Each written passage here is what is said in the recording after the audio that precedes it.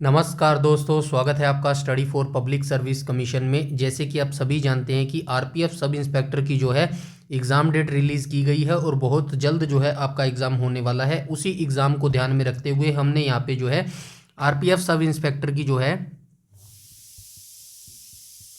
PYQ series को जो है वो स्टार्ट किया है। पीवाईक्यू सीरीज को हम यहाँ पे करवा रहे हैं। टोटल जो लास्ट ईयर प्रीवियस जो हुए थे 2018-19 में ये एग्ज़ाम लिया गया था।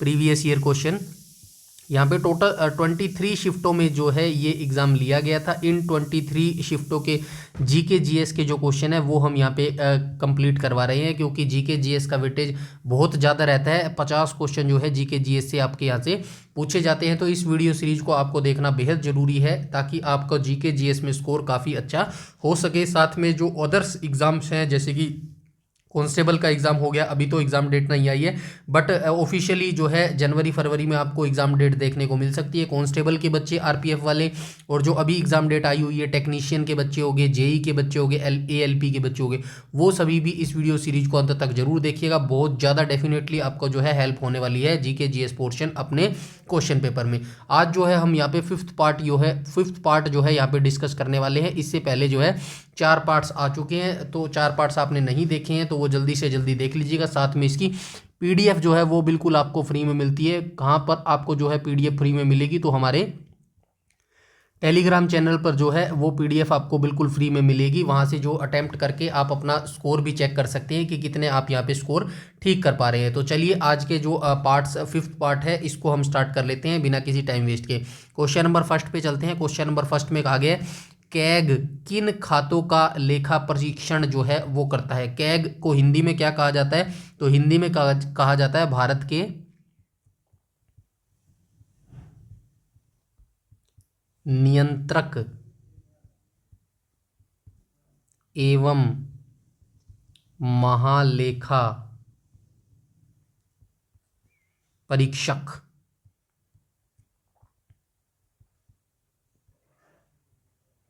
ठीक है, तो ये बोला जाता है कैग को हिंदी में क्या कहा जाता है? भारत के नियंत्रक एवं महालेखा परीक्षक। तो क्वेश्चन ये है कि भारत के जो नियंत्रक एवं महालेखा परीक्षक है ये किन किन खातों का जो है परीक्षण कर सकते हैं?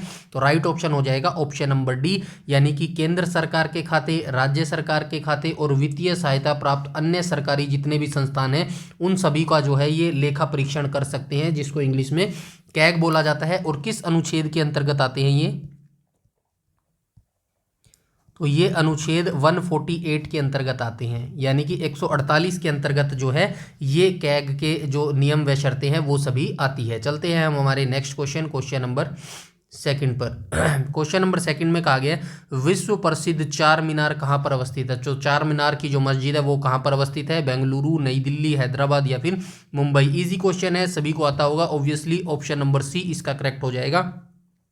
हैदराबाद में जो है ये चार मीनार की जो मस्जिद है या फिर इमारत है वो अवस्थित है। आप इसके बारे में थोड़ी सी 4 लाइनें सुन लीजिएगा। चार मीनार का जो निर्माण है वो किसने करवाया था? तो चार मीनार का जो निर्माण है यहाँ पे बता देता हूँ मैं। निर्माण तो निर्माण किसने करवाया था? ये जो कुतुब शाही वंश था, कुतुब शाही वंश के 5वें शासक थे। तो कुतुब शाही वंश के जो 5वें शासक थे जिनका नाम था मोहम्मद कुली कुतुब शाह। मोहम्मद कुली कुतुब शाह ने जो है इसका निर्माण करवाया था। किसका निर्माण करवाया था? चार मीनार का निर्माण करवाया था।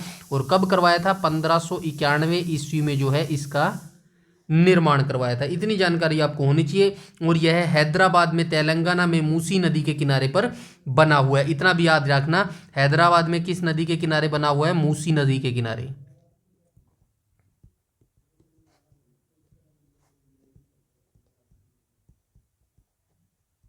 ठीक है, मूसी नदी के किनारे जो है ये बना हुआ है। इतनी जानकारी आपको इसके बारे में होनी चाहिए। चलते हैं हम हमारे नेक्स्ट क्वेश्चन पर।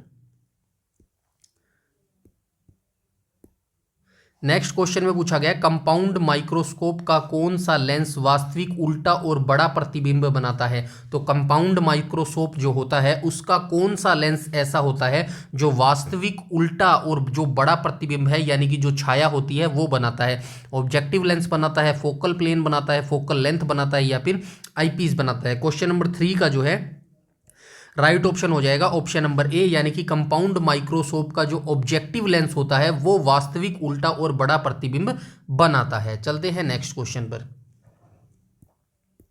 क्वेश्चन नंबर 4 में कहा गया प्रसिद्ध कृषि आंदोलन तेभागा किस प्रांत में हुआ था। तो सबसे पहले आपको ये याद रखना है जो ये तेभागा आंदोलन था ये किससे रिलेटेड था। तो ये कृषि से रिलेटेड था, किसानों के द्वारा तेभागा आंदोलन किया गया था। तो किस प्रांत में हुआ था, बंगाल, मद्रास, सिंध या फिर उत्तर प्रदेश में। क्वेश्चन नंबर 4 का जो है राइट ऑप्शन हो जाएगा ऑप्शन नंबर ए, यानी कि ये जो प्रसिद्ध कृषि आंदोलन था तेभागा ये बंगाल के अंदर जो है किया गया था। और कब हुआ था ये आंदोलन, डेट भी आपको याद रखनी है, 1946-47 में हुआ था। ठीक है, तेभागा आंदोलन कब हुआ था, 1946-47 में हुआ था। किसने किया था, किसानों ने किया था। कहाँ किया था, बंगाल में किया था। चलते हैं नेक्स्ट क्वेश्चन पे।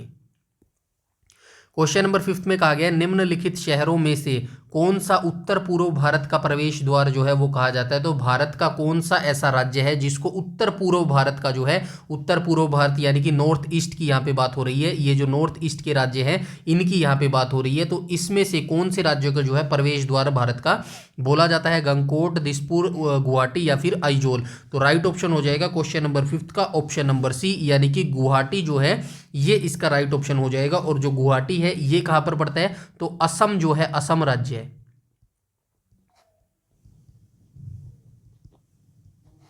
असम राज्य का सबसे बड़ा शहर है ये।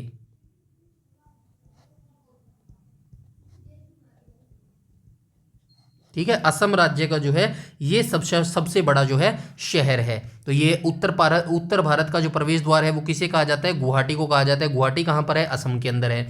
चलते हैं हम हमारे नेक्स्ट क्वेश्चन पे। नेक्स्ट क्वेश्चन में पूछा गया विकल्पों में से कौन सा शीतकालीन ओलंपिक खेलों की श्रेणी के अंतर्गत आता है। तो शीतकालीन, सबसे पहले आप याद रखना शीतकालीन जो खेल थे ये 1924 में इनकी शुरुआत हुई थी। मैं यहाँ पे लिख भी देता हूँ, कोई बात नहीं। शुरुआत कब हुई थी इनकी, 1924 के अंदर जो है इनकी शुरुआत हुई थी। अब ऑप्शन के ऊपर चलते हैं, शीतकालीन ओलंपिक खेलों की श्रेणी के अंतर्गत आता है। तो ये दिए गए विकल्पों में से कौन सा शीतकालीन ओलंपिक खेलों की श्रेणी में आता है। तो इनमें से जो खेल हैं ये, इनमें से कौन सा खेल जो है शीतकालीन ओलंपिक खेलों की श्रेणी के अंतर्गत आता है। वाटर पोलो हो गया, स्विमिंग हो गया, शॉर्ट ट्रैक हो गया या फिर रोविंग हो गया। क्वेश्चन नंबर 6 का राइट ऑप्शन हो जाएगा ऑप्शन नंबर सी, यानी कि शॉर्ट ट्रैक जो है खेल ये शीतकालीन ओलंपिक के जो श्रेणी के अंतर्गत ये आता है। और स्थापना मैं आपको बता चुका हूँ, शीतकालीन ओलंपिक की जो शुरुआत है 1924 में हुई थी। और इन जो खेलों की शुरुआत है किस देश से हुई थी, तो ये हुई थी यूरोप, माफ कीजिएगा, फ्रांस से जो है इनकी जो है शुरुआत हुई थी। यहाँ पे देश भी लिख देता हूँ, फ्रांस से। ठीक है, शीतकालीन ओलंपिक खेल की शुरुआत 1924 में देश फ्रांस के अंदर से हुई थी। चलते हैं नेक्स्ट क्वेश्चन पे। क्वेश्चन नंबर कौन सा है ये, क्वेश्चन नंबर 7 नंबर है।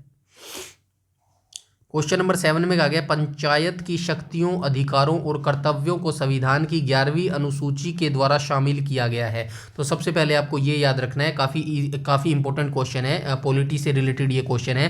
पंचायत की जितनी भी शक्तियां हैं, अधिकार हैं और कर्तव्य हैं उनको संविधान की किस अनुसूची में शामिल किया गया है। सबसे पहले आपको याद रखना है ये 11वीं अनुसूची के अंदर जो है शामिल किया गया है। कितने विषय हैं पंचायत के अंदर, ये भी आपको याद रखना है, 29 विषय हैं। ठीक है, 29 विषय इसके अंदर है पंचायत के अंदर। और नगर पालिका के अंदर पंचायत, यहाँ पे लिख देता हूँ मैं, पंचायत के अंदर 29 विषय हैं। और ये जो नगर निगम वाला है इसके अंदर जो है 18 विषय होते हैं। इसको कुछ और भी बोलते हैं, अभी फिलहाल मेरे याद नहीं आ रहा। जो ये याद रखिएगा, पंचायत के अंदर 29 विषय होते हैं और दूसरे के अंदर जो नगर निगम वाला जो सिस्टम होता है शहरों के अंदर होता है उसके अंदर 18 विषय होते हैं। ठीक है, चलते हैं अब इसके अंदर कहा गया 11वीं अनुसूची में डैश द्वारा शामिल किया गया था। तो 92वें संविधान संशोधन के अधिनियम द्वारा, 74वें, 69वें या फिर 73वें संशोधन अधिनियम के द्वारा। क्वेश्चन नंबर 7 का राइट ऑप्शन हो जाएगा ऑप्शन नंबर डी, 73वें संविधान संशोधन अधिनियम के द्वारा जो है 1992 भी यहाँ पे लिख लेना आप। यहाँ पे लिख लेना 1992 संविधान संशोधन 1992 के जरिए जो है 11वीं अनुसूची जोड़ी गई थी और 11वीं अनुसूची में 29 विषय हैं, ये जो मैं आपको यहाँ पे बता चुका हूँ। ठीक है, चलते हैं नेक्स्ट क्वेश्चन में। यहाँ पे 73वें है और वो जो नगर निगम वाला है ना, जो मैं बता रहा हूँ शहरी निकायों वाला है, वो 74वें संशोधन लिख लेना है आप यहाँ पे, 74वें संविधान संशोधन के द्वारा जो है जोड़े गए थे। चलते हैं नेक्स्ट क्वेश्चन पे। नेक्स्ट क्वेश्चन में कहा गया वांडीवाश का निर्णायक युद्ध, क्योंकि यहीं से जो है अंग्रेजों का स्थापत्य हो गया था, यहाँ से जो है निर्णय हो गया था कि अब से जो है अंग्रेज ही भारत पर निर्णय करेंगे। वांडीवाश का युद्ध हुआ था, कब हुआ था? 1800 माफ कीजिएगा, ये वांडीवाश का जो युद्ध है ये कब हुआ था? 1760 में हुआ था। यहाँ पे याद लिख लेना आप। किन किन के बीच हुआ था? अंग्रेज और फ्रांसीसी। ऑप्शन में भी है यहाँ पे, हालांकि ऑप्शन में उनके नाम लिखे पड़े हैं जिन्होंने नेतृत्व किया था। तो यहाँ पे हो जाएगा वांडीवाश का निर्णायक युद्ध किन के बीच लड़ा गया था? तो अंग्रेज और फ्रांसीसी, right option, option number A हो जाएगा, क्वेश्चन नंबर 8 का हो जाएगा। और ये लड़ाई कब लड़ी गई थी? 22 जनवरी 1760 को लड़ी गई थी। एग्जैक्ट डेट आपको याद नहीं रहती, डजेंट मैटर, बस आप 1760 याद रखिएगा। तमिलनाडु के माफ कीजिएगा 1760 में ये लड़ाई लड़ी गई थी। और युद्ध में अंग्रेजों का नेतृत्व किसने किया था?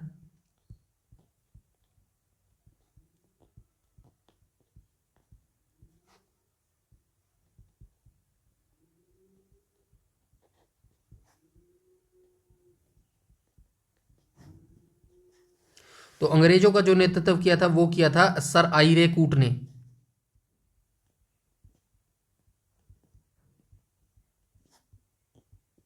और फ्रांसीसी का नेतृत्व किया था काउंट डी लाली ने।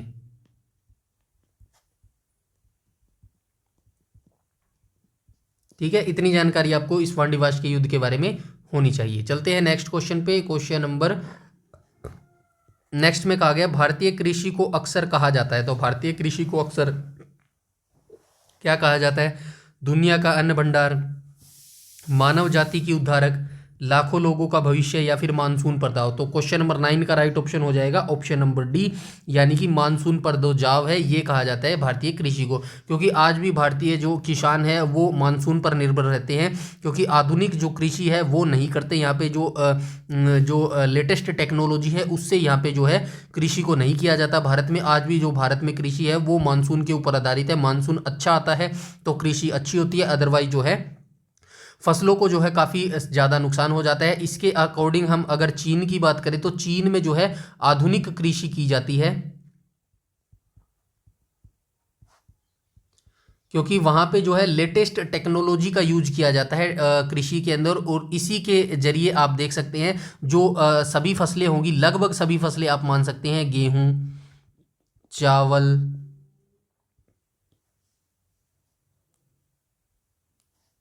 गेहूं हो गया, चावल हो गया, जितनी भी मोस्टली फसलें होगी 100 में से 70-80% जो है चीन जो है प्रथम नंबर पर है।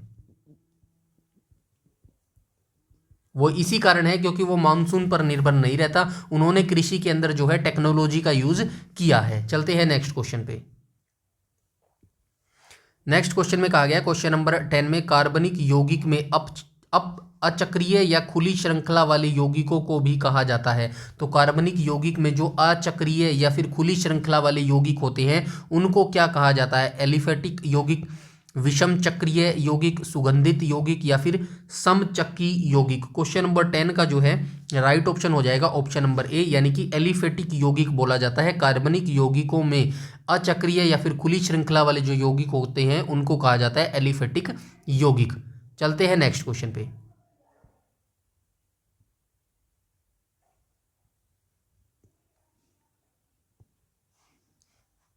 नेक्स्ट क्वेश्चन में बोला गया है इनमें से क्या केवल पौधों में पाया जाता है? तो ऐसा क्या है जो सिर्फ केवल पौधों में पाया जाता है? कोशिका संरचना, नाभिक, कोशिका झिल्ली, या फिर कोशिका भित्ति। क्वेश्चन नंबर 11 का जो है वो राइट ऑप्शन हो जाएगा ऑप्शन नंबर डी। तो ये जो कोशिका भित्ति है ये केवल पौधों में ही पाई जाती है। अच्छा, वो बताइए ऐसी कौन सी वो है जो पौधे और जो इंसान है दोनों में पाई जाती है, वो मेरे को ऑप्शन में कमेंट करके बताइएगा। चलते हैं क्वेश्चन नंबर 12 में। क्वेश्चन नंबर 12 में कहा गया है निम्नलिखित में से कौन सी नदी गंगा की सहायक नदी है? तो गंगा की सहायक नदी कौन सी हो जाएगी? गंडक, सुबनसिरी, मानस या फिर जास्कर। क्वेश्चन नंबर 12 का जो है वो राइट ऑप्शन हो जाएगा ऑप्शन नंबर ए। तो जो ये गंडक नदी है ये गंगा की सहायक नदी है। आइए जान लेते हैं थोड़ा गंडक नदी के बारे में, कहाँ से निकलती है, उद्गम इसका देख लेते हैं। जो इसका उद्गम है वो नेपाल के तिब्बत सीमा के पास,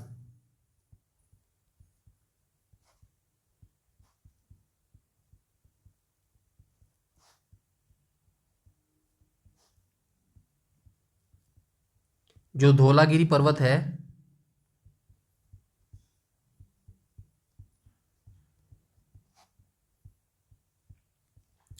जो धौलागिरी पर्वत है इसके पास मुक्ति धाम से निकलती है।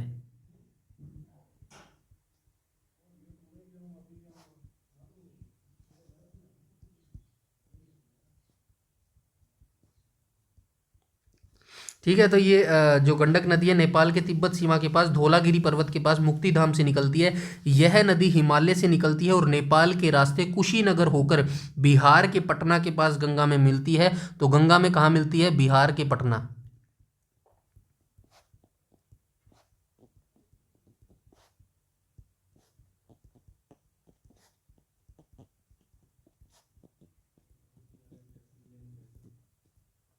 तो बिहार के पटना के पास जो है ये गंगा में मिल जाती है। उसके बाद जो है गंडक नदी का नेपाल में क्या नाम से पुकारा जाता है? गंडक नदी को नेपाल में किस नाम से पुकारा जाता है? गंडकी और नारायणी।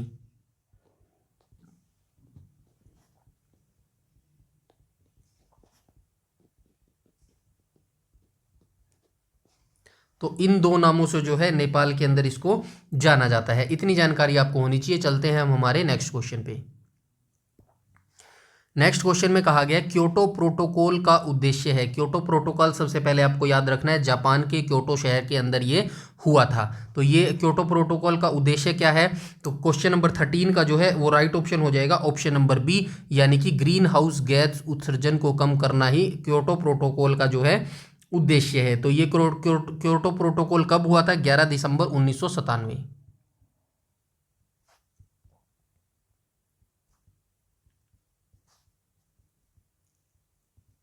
कहाँ हुआ? जापान के क्योटो शहर।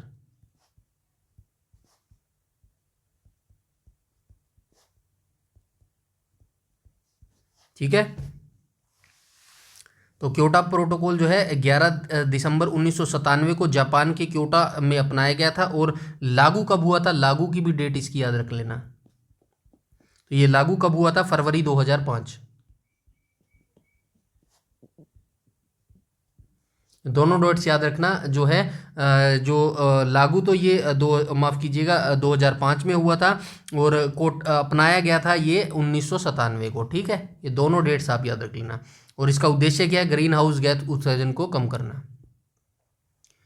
चलते हैं नेक्स्ट क्वेश्चन पे। नेक्स्ट क्वेश्चन में कहा गया राष्ट्रीय राजमार्ग 1 दिल्ली से डैश तक जाता है। तो राष्ट्रीय राजमार्ग जो 1 है ये दिल्ली से कहाँ तक जाता है? तो ये दिल्ली से जाता है अमृतसर तक। राइट ऑप्शन हो जाएगा option number D. Question number 14 का जो है राइट ऑप्शन हो जाएगा ऑप्शन नंबर डी। राष्ट्रीय राजमार्ग 1 दिल्ली से शुरू होकर पाकिस्तान की जो सीमा पर स्थित पंजाब है उसकी अटारी शहर तक जाता है। चलते हैं नेक्स्ट क्वेश्चन पे। 15 में कहा गया केंद्र और राज्यों के संबंध के निर्धारण के लिए बने दूसरे आयोग की अध्यक्षता किसने की थी? तो केंद्र और राज्यों के संबंध के निर्धारण के लिए दो आयोग बने थे, पहला और दूसरा। दूसरे आयोग की जो अध्यक्षता थी वो किसने की थी? राइट ऑप्शन हो जाएगा ऑप्शन नंबर ए, यानी कि एम एम पुंछी के द्वारा जो है इनकी अध्यक्षता की गई थी। केंद्र सरकार ने पुंछी आयोग का जो गठन है कब किया था? ये भी आप याद रखना।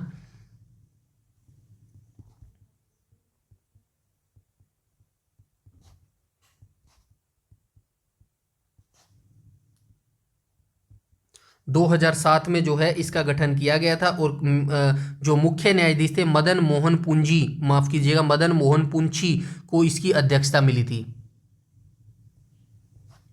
मदन मोहन पुंछी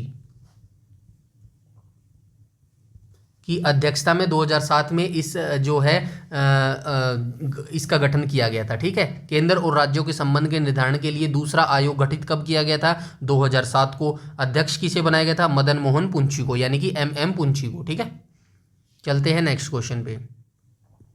नेक्स्ट में कहा गया मेडन ओवर किस खेल से संबंधित है, तो सभी को पता होगा, मोस्टली लड़कों को तो पता ही होना चाहिए, ऑप्शन बी हो जाएगा करेक्ट, यानी कि मेडन ओवर जो है क्रिकेट खेल से संबंधित है। चलते हैं नेक्स्ट क्वेश्चन पे। नेक्स्ट क्वेश्चन में कहा गया है निम्नलिखित व्यक्तियों में से कौन दौड़ प्रतियोगिता से जुड़ा हुआ नहीं है, तो इनमें से कौन से जो ऑप्शन है जो दौड़ प्रतियोगिता जो होती है, जो भागने वाली प्रतियोगिता होती है, उनसे जुड़ा नहीं हुआ। उसेन बोल्ट बिल्कुल जुड़े हुए हैं, पीटी उषा बिल्कुल जुड़ी हुई है, हिमा दास बिल्कुल जुड़ी हुई है, तो पंकज आडवाणी नहीं हो सकता, राइट ऑप्शन हो जाएगा पंकज आडवाणी। ये खेलते हैं बिलियर्ड्स गेम्स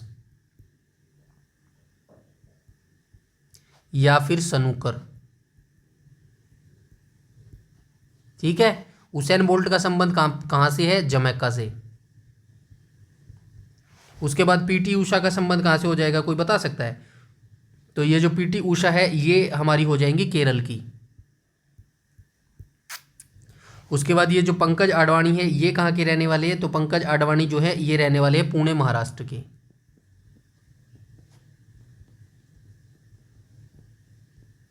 ये हो जाएंगी हिमा दास असम की। ठीक है, चलते हैं हम हमारे नेक्स्ट क्वेश्चन पर।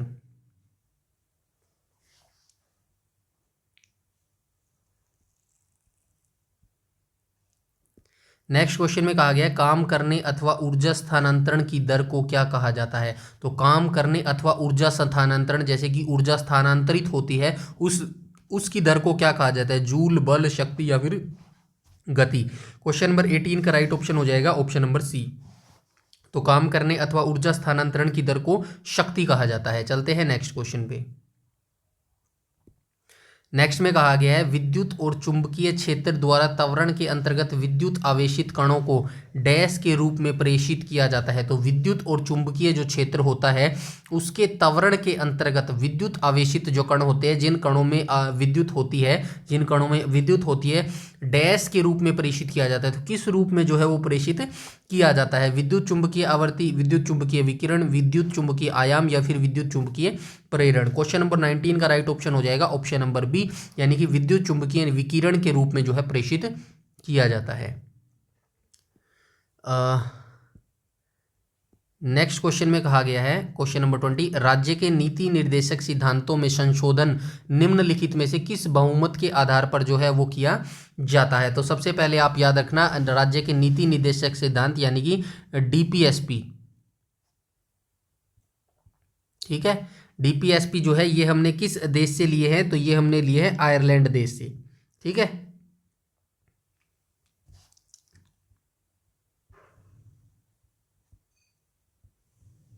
तो ये जो डीपीएसपी है यानी कि राज्य के नीति निर्देशक सिद्धांत है, हमने किस देश के संविधान से लिए हैं, आयरलैंड के संविधान से लिए हैं, और किस अनुच्छेद के अंतर्गत ये आते हैं, अनुच्छेद हो जाएगा 36 से 51। ठीक है, 51 के अंदर क्या है, यानी 51 ए के अंदर क्या है, अभी हम पीछे बात कर चुके हैं, मौलिक कर्तव्य है।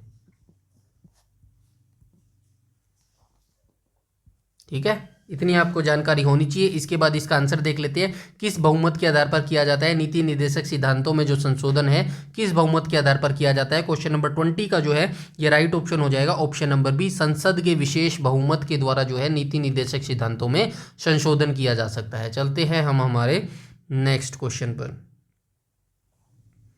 नेक्स्ट क्वेश्चन आ गया है, नेक्स्ट क्वेश्चन देख लेते हैं। नेक्स्ट क्वेश्चन में कहा गया किसी पदार्थ के अपने दर्पण प्रतिबिंब पर अति संवेदनशील ना होने का गुण क्या कहलाता है। तो कोई जो पदार्थ होता है उसके अपने दर्पण प्रतिबिंब जो छाया बनती है हमारी, उस पर अति संवेदनशील ना होने का गुण क्या कहलाता है, तो क्या कहलाता है। क्वेश्चन नंबर 21 का राइट ऑप्शन हो जाएगा ऑप्शन नंबर सी, तो ये चिरैलिटी जो है ये कहलाता है। ये देख लेना भाई, साइंस का क्वेश्चन है, कैसे क्या कहलाता है, मैंने आंसर बता दिया आपको। ठीक है, उसके बाद क्वेश्चन नंबर 22 की बात करें तो ब्रीडिंग की वह कौन सी प्रक्रिया है जिसके द्वारा उच्च विटामिन अथवा प्रोटीन और अत्यधिक वसा वाली फसलें उगाई जाती हैं। तो ब्रीडिंग की वह कौन सी प्रक्रिया है जिसके द्वारा उच्च विटामिन अथवा प्रोटीन और अत्यधिक वसा वाली जो फसलें हैं वो उगाई जाती है। टिश्यू कल्चर, इनिथ्रीडिंग, बायोफोर्टिफिकेशन या फिर इंटरपेसिफिकेशन हाइब्रिडाइजेशन। तो क्वेश्चन नंबर 22 का राइट ऑप्शन हो जाएगा ऑप्शन नंबर सी, यानी कि बायोफोर्टिफिकेशन के द्वारा जो है विटामिन अथवा उच्च प्रोटीन अत्यधिक वसा वाली जो फसलें हैं वो उगाई जाती है। चलते हैं हम हमारे नेक्स्ट क्वेश्चन पर। नेक्स्ट क्वेश्चन में कहा गया राज्य मंत्रियों की शपथ या प्रशासन संविधान की किस अनुसूची के अंतर्गत आती हैं। तो राज्य मंत्रियों की जो शपथ है या फिर प्रशासन संविधान की जो प्रशासन है, मतलब जो राज्य है, राज्य के जो मंत्री होते हैं उनकी शपथ हो गया, और जो प्रशासन होता है वो संविधान की किस अनुसूची के अंतर्गत आता है। चौथी, पांचवी, दूसरी या फिर तीसरी। क्वेश्चन नंबर 23 का राइट ऑप्शन हो जाएगा ऑप्शन नंबर डी, यानी कि राज्य के जितने भी मंत्री होते हैं उनकी शपथ से रिलेटेड काम हो गए, प्रशासन का जितना भी काम हो गया, वो सारा तीसरी अनुसूची के अंतर्गत आता है। तो पहली अनुसूची के अंतर्गत कौन कौन से काम आते हैं, दूसरी अनुसूची के अंतर्गत कौन कौन से काम आते हैं। तो पहली अनुसूची के अंतर्गत भारत के राज्यों और केंद्र शासित प्रदेशों के नाम शामिल हैं।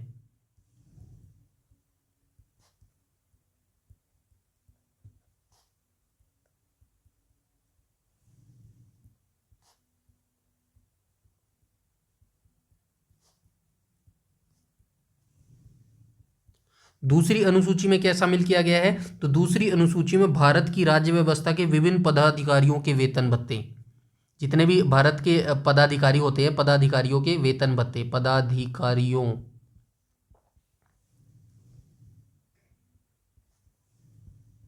वेतन और भत्ते।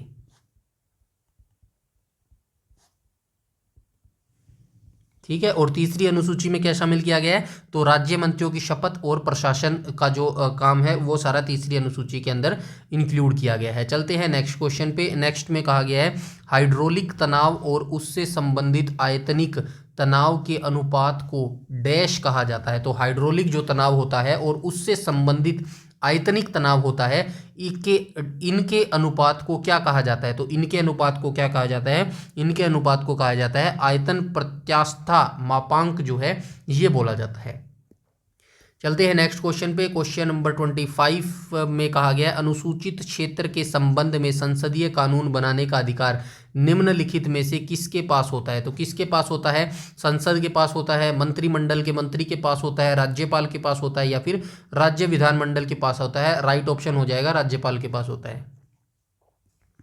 ठीक है, क्वेश्चन नंबर 25 का जो है ये राइट ऑप्शन हो जाएगा ऑप्शन नंबर सी। यह अधिकार जो है पांचवी अनुसूची के अंतर्गत दिया गया, भाई इनको ये भी याद रखना।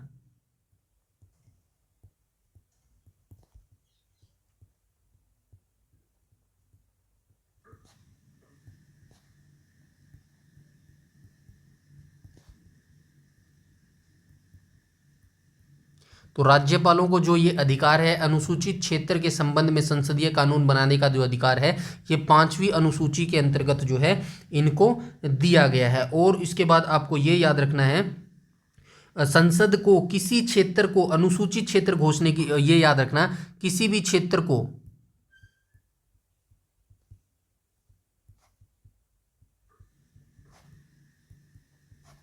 अनुसूचित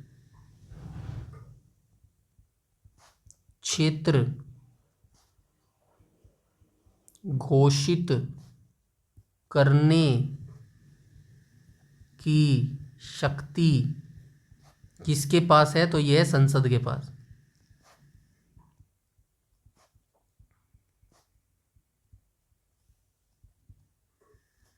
ठीक है, संसद के पास है। चलते हैं हम हमारे नेक्स्ट क्वेश्चन पे। क्वेश्चन नंबर आ गया 26। ये सिख धर्म से रिलेटेड क्वेश्चन है, पहले ही बता देता हूं मैं आपको।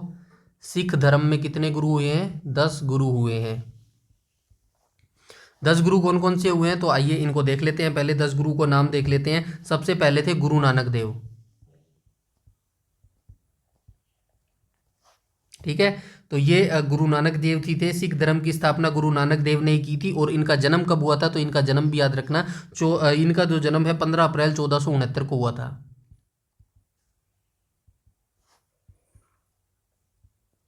1469 को जो है इनका जन्म हुआ था। उसके बाद मैं आपको बताता हूँ 1 से लेके 10 तक के गुरुओं के नाम कौन कौन से जो है वो गुरु हुए हैं। गुरु नानक हो चुका है, उसके बाद है गुरु अंगद,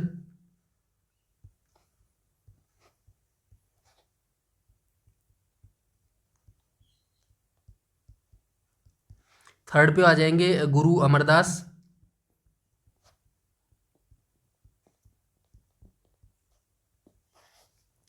गुरु अमरदास के बाद जो आएंगे फोर्थ नंबर पर कौन से आएंगे, तो गुरु अमरदास के बाद आएंगे गुरु रामदास।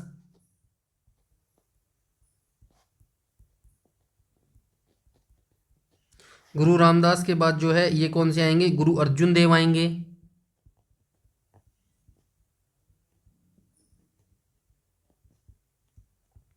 इसके बाद आएंगे गुरु हरदेव।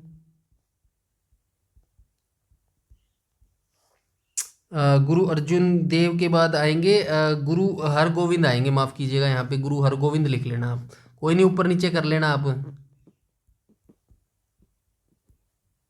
गुरु हरगोविंद आएंगे और गुरु हरगोविंद के बाद जो है यहाँ पे गुरु हरराय आएंगे। हरराय के बाद हरकिशन आएंगे।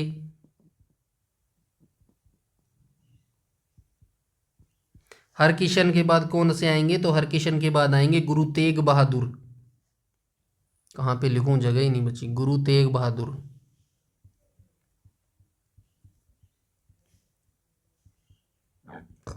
इसके बाद आएंगे गुरु गोविंद सिंह।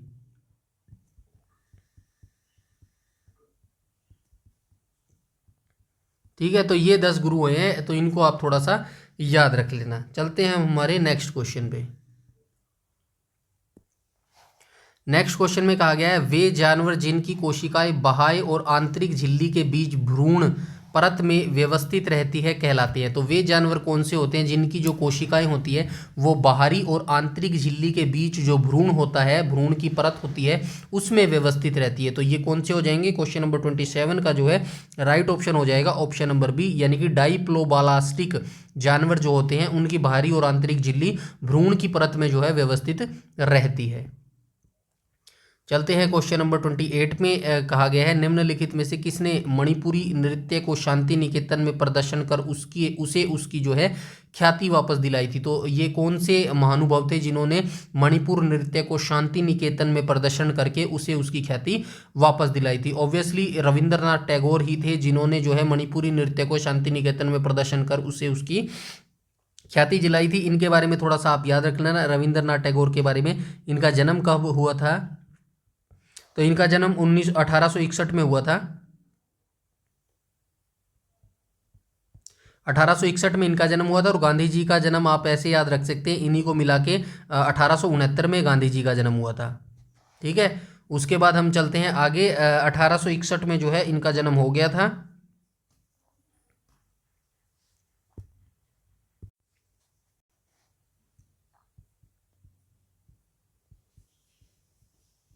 जन्म 1861 में इनका जो है कोलकाता में हुआ था।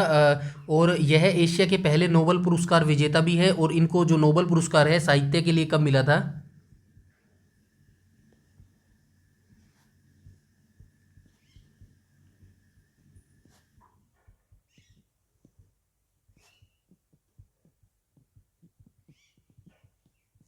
उन्नीस सौ तेरह में। ठीक है, 1913 में जो है इनको नोबेल प्राइज मिला था। और किसके लिए मिला था, तो ये साहित्य के लिए इनको नोबेल पुरस्कार मिला था। भारत का राष्ट्रीय गान जनगण मन जो है वो इन्हीं के द्वारा गाया गया है। और बांग्लादेश का जो राष्ट्रीय गान है अमार सोनार बांग्ला, उसकी रचयिता भी इन्हीं के द्वारा की गई थी। यानी कि जो भारत का राष्ट्रीय गान है जनगण मन, उसकी भी रचना रविंद्रनाथ टैगोर ने की थी। बांग्लादेश का जो राष्ट्रीय गान है अमार सोनार बांग्ला, उसकी भी रचना रविंद्रनाथ टैगोर ने ही की थी। और ये अपने माता पिता की कौन सी संतान थी, तो 13वीं संतान थी ये। इससे पहले इनके 12 भाई और 12 भाई बहन और भी थे। तो आपको ये चीज़ें इनके बारे में याद रखनी है। और साथ में जो है इनकी कुछ प्रसिद्ध रचनाएं भी याद रख लेना, जैसे कि गीतांजलि हो गया और गोरा हो गया, ये इनकी प्रसिद्ध रचनाएं हैं। चलते हैं नेक्स्ट क्वेश्चन पे। क्वेश्चन नंबर 29 में कहा गया है 2011 के अनुसार भारत में साक्षरता दर कितनी है। जनगणना के अनुसार भारत की साक्षरता दर कितनी हो जाएगी, तो ये 74% है 2011 की जनगणना के अनुसार। बहुत बार डिस्कस कर चुके हैं। जो सबसे पहली जनगणना हुई थी वो 1881 में हुई थी, मायो के समय में। विधिवत जो जनगणना थी ये 1881 में हुई थी, ऊपर वाला गलत लिख दिया मैंने।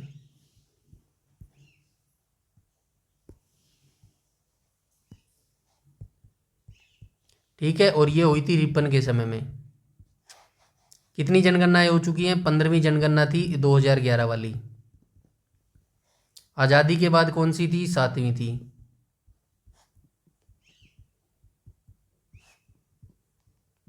ठीक है, चलते हैं नेक्स्ट क्वेश्चन पे।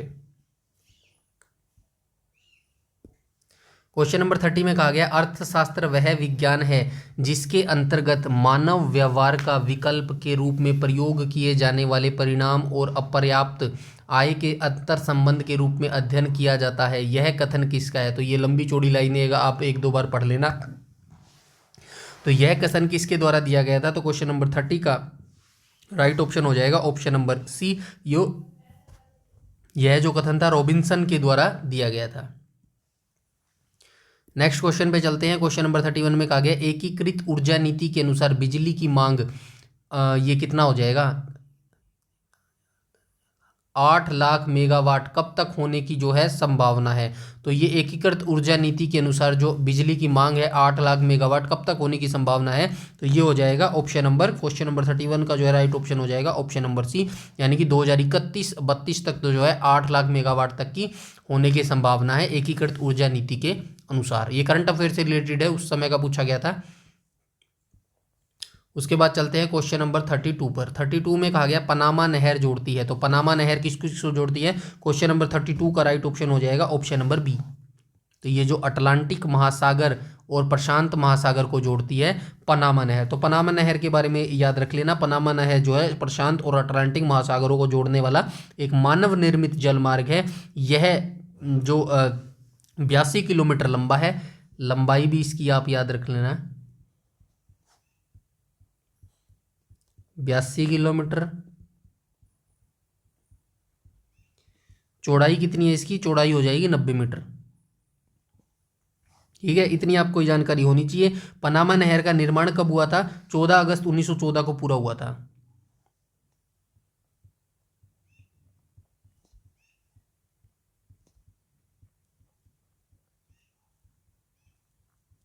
कब हुआ था इसका निर्माण पूरा? तो ये हुआ था 14 अगस्त 1914।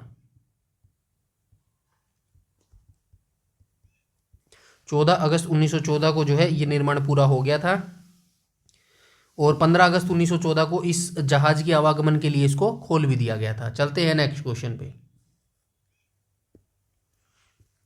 जम्मू कश्मीर के स्थानीय निवासियों को स्थायी आवासीय प्रदान करने का अधिकार किसके पास है? तो जम्मू कश्मीर के स्थानीय निवासियों को स्थायी आवासीय प्रदान करने का जो अधिकार है वो किसके पास है?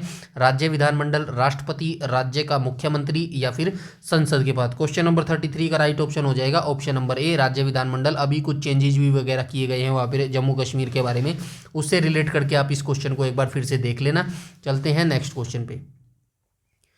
क्वेश्चन नंबर 34 में कहा गया यूरोप के किस देश में बंदरगाह नहीं है? तो यूरोप का ऐसा कौन सा देश है जिसके अंदर जो है बंदरगाह नहीं है?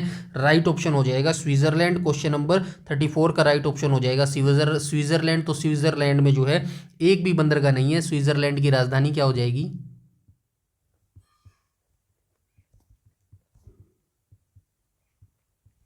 बर्न हो जाएगी और मुद्रा इसकी क्या हो जाएगी?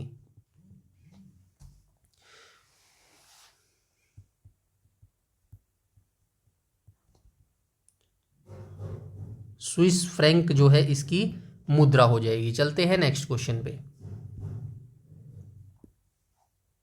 क्वेश्चन नंबर 35 में कहा गया इनमें से कौन सी झील जम्मू और कश्मीर में पाई जाती है? तो जम्मू और कश्मीर में जो है कौन सी झील पाई जाती है? क्वेश्चन नंबर 35 में पूछा गया है भीमताल, नैनीताल, पुलिकट या फिर सोमोरिरी। तो सोमोरिरी झील जो है ये पाई जाती है। हालांकि यहाँ पे थोड़ा सा चेंज आपको देखने को मिलेगा कि जम्मू कश्मीर में नहीं, ये प्रॉपर लद्दाख में पाई जाती है भाई। तो ये ऑप्शन ठीक कर लेना, जम्मू कश्मीर की जगह ये शायद गलत टाइपिंग मिस्टेक हो सकती है। तो ये जो सोमोरिरी झील है ये कहाँ पर है? लद्दाख के अंदर है। भीमताल और जो नैनीताल है ये कहाँ पर है? उत्तराखंड के अंदर है। और ये जो पुलिकट झील है ये कहाँ पे हो जाएगी? कोई बता सकता है पुलिकट झील कहाँ पे हो जाएगी? तो पुलिकट झील हो जाएगी आंध्र प्रदेश में।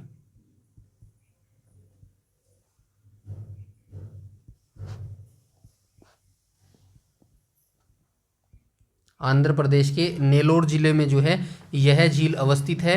कौन सी झील अवस्थित है? पुलिकट झील। और यह झील भारत की दूसरी सबसे बड़ी खारे पानी की झील है, ये भी आप याद रखना।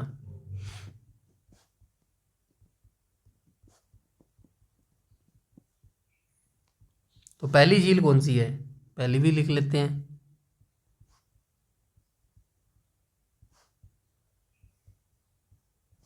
उड़ीसा में है वो।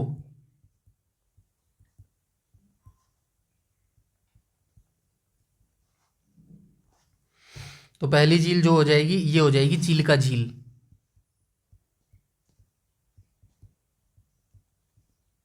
ठीक है, इतनी जानकारी आपको इस क्वेश्चन के बारे में रखनी है। चलते हैं नेक्स्ट क्वेश्चन पे। नेक्स्ट में कहा गया है निम्नलिखित राज्यों में से जेमू ग्लेशियर किस राज्य में पाया जाता है। तो सिक्किम में पाया जाता है। कहाँ है सिक्किम, सिक्किम ये रहा ऑप्शन नंबर बी में। तो जेमू जो ग्लेशियर है ये किस राज्य में पाया जाता है, सिक्किम राज्य में पाया जाता है। भारत के सिक्किम राज्य में अवस्थित मोगलेश्वर, यह पूर्वी हिमालय का सबसे बड़ा अखिलेश ग्लेशियर है। मतलब जो पूर्वी नॉर्थ ईस्ट हिमालय है वहाँ का सबसे बड़ा ग्लेशियर कौन सा है, तो जेमू ग्लेशियर है वहाँ का। और जो जम्मू माफ़ कीजिएगा, जेमू ग्लेशियर की लंबाई कितनी है, 26 किलोमीटर लंबाई है। लंबाई भी याद रख लेना, 26 किलोमीटर जो है इसकी लंबाई है। उसके बाद आप सिक्किम को याद रखना। सिक्किम कब बना था भारत का 22वां राज्य, तो ये बना था 16 मई 1975 को। कौन सा राज्य बना था, 22वां राज्य बना था।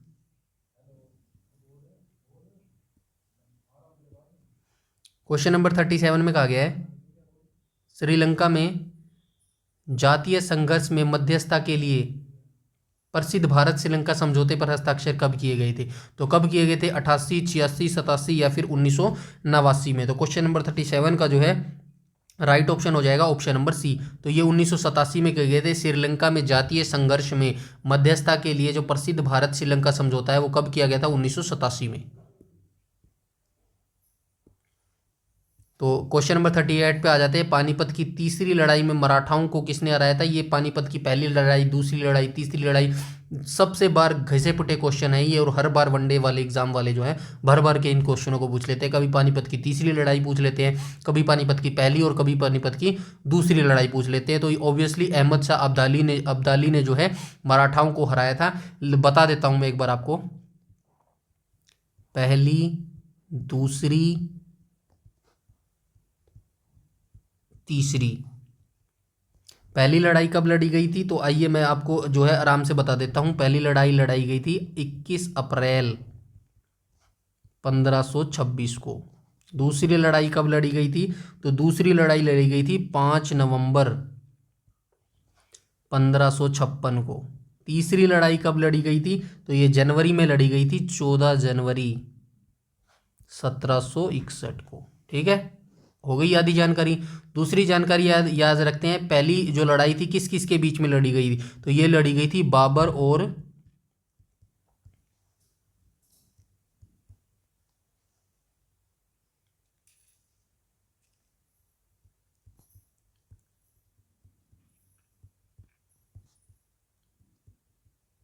इब्राहिम लोदी के बीच में। दूसरा युद्ध लड़ा गया था हेमू और अकबर के बीच में। तीसरा युद्ध लड़ा गया था सदाशिवराव भाऊ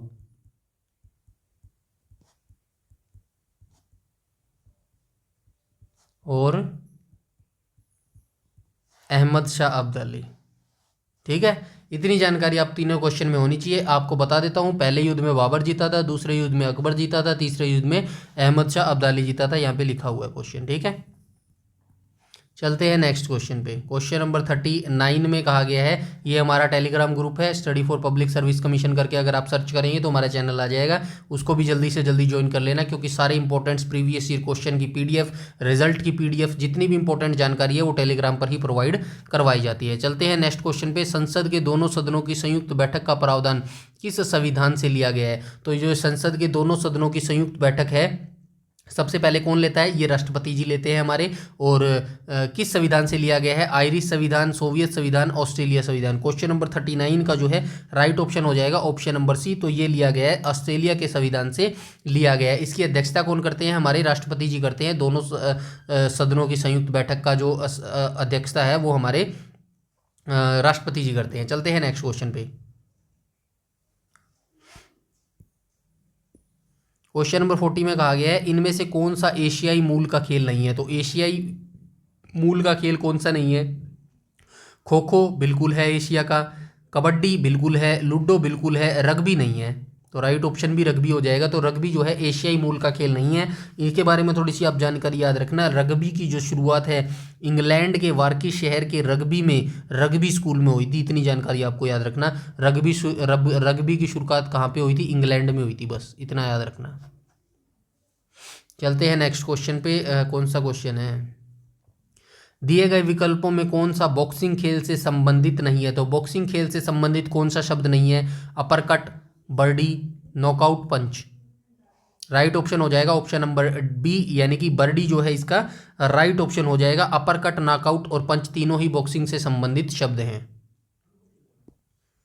नेक्स्ट क्वेश्चन में कहा गया निम्नलिखित में से कौन सा उत्पादन का एक प्रमुख कारक नहीं है? तो उत्पादन का एक प्रमुख कारक कौन सा नहीं है? परिश्रम, परिवहन, भूमि या फिर पूंजी।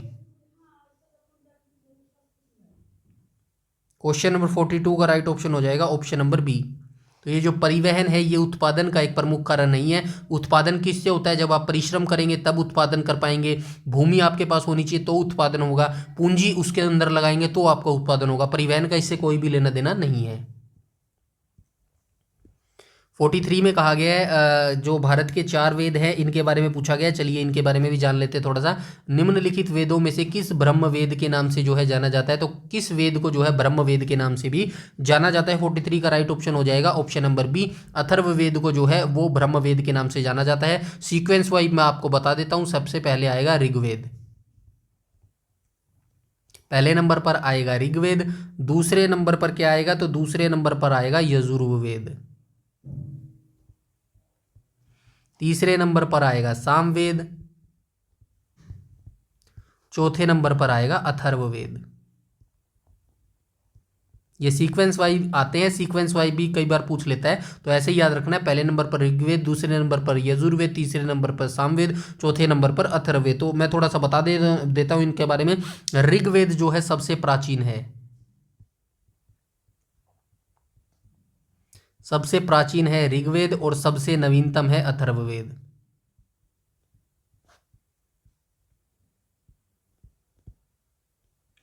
गायन की जितनी भी कला है वो सारी सेम सामवेद के अंदर आती है।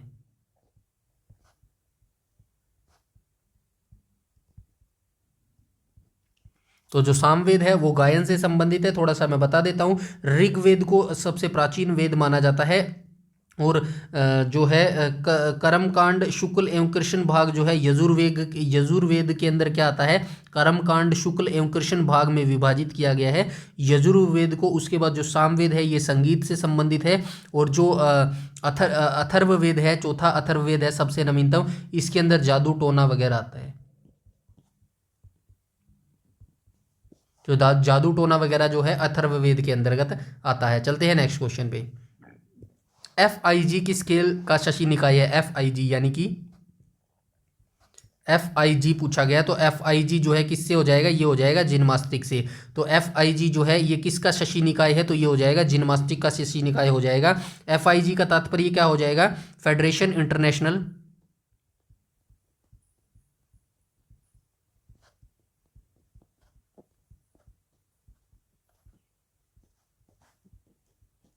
फेडरेशन इंटरनेशनल डी, आगे क्या हो जाएगा? जिम्नास्टिक।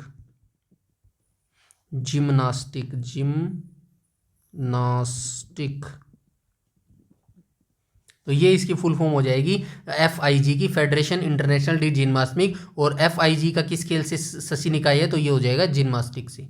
चलते हैं नेक्स्ट क्वेश्चन। क्वेश्चन नंबर 45 में कहा गया निम्नलिखित में से कौन सा लौह और इस्पात कारखाना कर्नाटक में स्थित है? तो कर्नाटक में कौन सा लौह खाना जो है वो लौह इस्पात कारखाना कर्नाटक में अवस्थित है? क्वेश्चन नंबर 45 का राइट ऑप्शन हो जाएगा ऑप्शन नंबर बी, यानी कि जो भद्रावती है जो भद्रावती है यही लो इस्पात कारखाना जो है कर्नाटक में अवस्थित है। भिलाई की बात करें तो ये कहाँ पर अवस्थित हो जाएगा, तो भिलाई हो जाएगा छत्तीसगढ़ में। उसके बाद जो बोकारो स्टील प्लांट है ये कहाँ पर अवस्थित हो जाएगा, तो जो माफ़ कीजिएगा, जो बोकारो है ये हो जाएगा झारखंड के अंदर।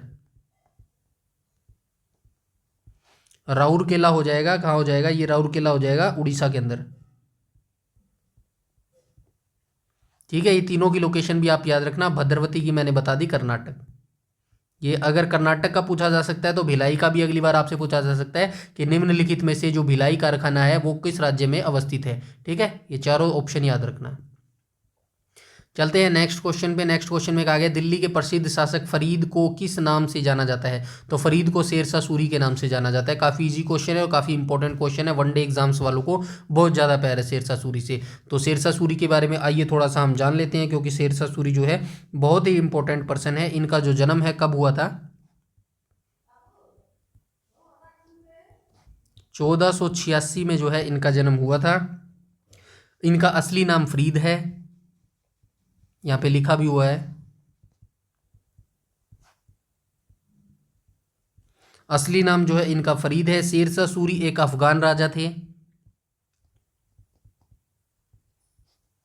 पहले अफगान ये थे, माफ कीजिएगा दूसरे अफगान थे ये, और इससे इनसे जो पहले अफगान थे वो कौन था बता सकते हैं।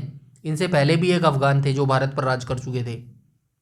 बताइए आप कमेंट सेक्शन में, और फाइंड आउट करके बताइएगा, ये दूसरे अफगान थे। ठीक है, इसके बाद हम बात करते हैं शेरशाह सूरी ने भारत में कौन सी सेवा शुरू की थी, डाक सेवा शुरू की थी।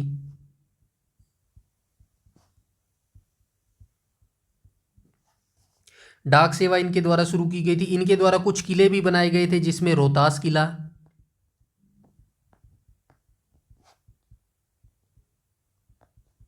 रोहतासगढ़, उसके बाद हो जाएगा ये कूना, किला ए कूना हो जाएगी। ये मस्जिद इनके द्वारा बनाई गई थी, किला ए कूना। हुमायूं को इन्होंने निष्कासित कर दिया था भारत से। दो लड़ाइयाँ इन्होंने लड़ी थी, एक तो चौसा की लड़ाई लड़ी थी, एक लड़ी थी कन्नौज की लड़ाई लड़ी थी। कब कब लड़ी थी ये भी मैं बता देता हूँ। चौसा की लड़ाई कब हुई थी, यहाँ पे लिख देता हूँ, रुको यहाँ पे देख लेना। चौसा की लड़ाई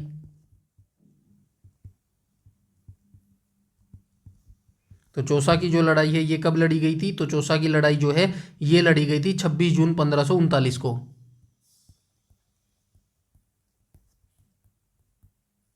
इसमें शेरशाह ने हुमायूं को हरा दिया था। उसके बाद जो है कन्नौज की लड़ाई लड़ी गई थी।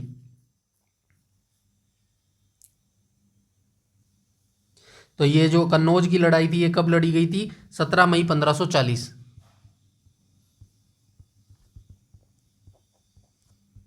कन्नौज, या फिर जिसको बिलग्राम बोलते हैं, इसमें भी जो है शेरशाह की जो है विजय हुआ था। तो ये दोनों लड़ाई जो है आपको याद रखनी है। बाद में इसको याद रखना, इनकी मृत्यु कब हुई थी, मृत्यु हुई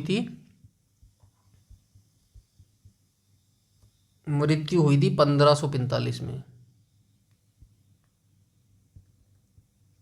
1545 में कालिंजर का अभियान था। वहाँ का जो कालिंजर का नेता था या फिर राजा था वो कीरत सिंह था, और ये दीवार के ऊपर जो है गोले बारूद फेंक रहा था। जैसे बॉल टप्पा खा के जाती है ना, जैसे कि क्रिकेट बॉल जाती है वो टप्पा खा के और दूसरी तरफ जाती है, तो वो दीवार के लगा गोला, और दीवार के गोला लग के जो है बाउंस करके जो है इसी के पास आ गया, और वहाँ पे काफ़ी सारे जो है बारूद के गोले पड़े हुए थे, उन्हीं के अंदर जो है वो आग लग गई, और वहाँ पे सारे जो बारूद के गोले हैं वो फट गए, और जो है ये आग में झुलस गया बारूद में। और मरते मरते इसने कहा कि भगवान का शुक्रिया अदा कि जैसी मैं मौत चाहता था वैसी ही मुझे मौत मिल रही है। चलते हैं नेक्स्ट क्वेश्चन पे। क्वेश्चन नंबर 47 में कहा गया संविधान में किस संशोधन अधिनियम के द्वारा मूल कर्तव्यों को जोड़ा गया। तो 51 कै के अंदर जो है ये जोड़ा गया है, मैं बता चुका हूँ। जो नए जो मौलिक कर्तव्य मूल कर्तव्य थे वो 10 थे, 11वें मौलिक कर्तव्य को जोड़ा गया था।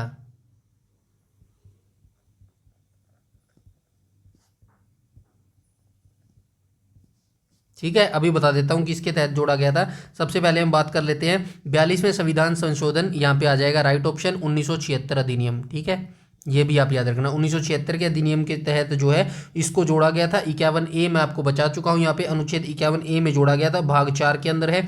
मौलिक कर्तव्यों को स्वर्ण सिंह समिति की सिफारिश पे जोड़ा गया था, ये भी आप याद रखना, स्वर्ण सिंह समिति की सिफारिश के तहत जोड़ा गया था। स्वर्ण सिंह समिति की सिफारिश पर जो है ये जोड़ा गया था। संविधान में मूल रूप से 10 मौलिक कर्तव्य थे और जो 11वां मौलिक कर्तव्य जोड़ा गया था, ये संविधान संशोधन कहा गया 11वां, ये 86वें संविधान संशोधन के तहत जोड़ा गया था। 86वें संविधान संशोधन 2002 के अकॉर्डिंग जोड़ा गया था। ठीक है, इतनी जानकारी आपको होनी चाहिए। चलते हैं नेक्स्ट क्वेश्चन पे, क्वेश्चन नंबर 48। भारतीय न्याय प्रणाली डैश प्रकार की न्याय प्रणाली का पालन करती है, एकीकृत करती है। सभी के लिए जो है न्याय बराबर है, अमीर है, गरीब है, उच्च है, छोटा है, जो भी है, सभी के लिए जो है समान न्याय प्रणाली है भारत में।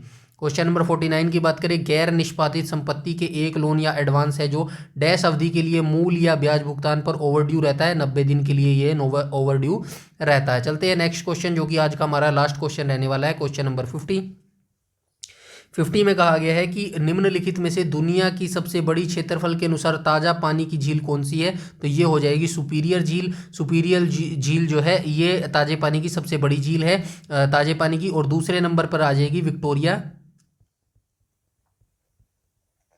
जो कि अफ्रीका में है। भारत की ताज़ा पानी की झील कौन सी है, तो ये हो जाएगी वूलर झील। कहाँ पर है, जम्मू कश्मीर। ठीक है, ये थे आज के हमारे टॉप 50 क्वेश्चन। आई होप आपको वीडियो अच्छी लगी होगी। वीडियो अच्छी लगी हो तो प्लीज़ ज़्यादा से ज़्यादा लाइक कीजिए करिए और शेयर करिए ताकि मुझे मोटिवेशन मिल सके। और चैनल पर पहली बार विजिट कर रहे हैं तो चैनल को सब्सक्राइब कर लीजिएगा और बेल आइकन बटन को टैप कर लीजिएगा ताकि समय पर आपको सारी नोटिफिकेशन मिलती रहे। यूट्यूब पर अगर आप हमें फॉलो करते हैं प्लीज़ हमारा टेलीग्राम ग्रुप जरूर से जरूर ज्वाइन कर लीजिएगा। सारी नोटिफिकेशन, सारी अपडेट सब कुछ वहाँ पर बता दिया जाता है। इस वीडियो में इतना ही, तब तक के लिए धन्यवाद।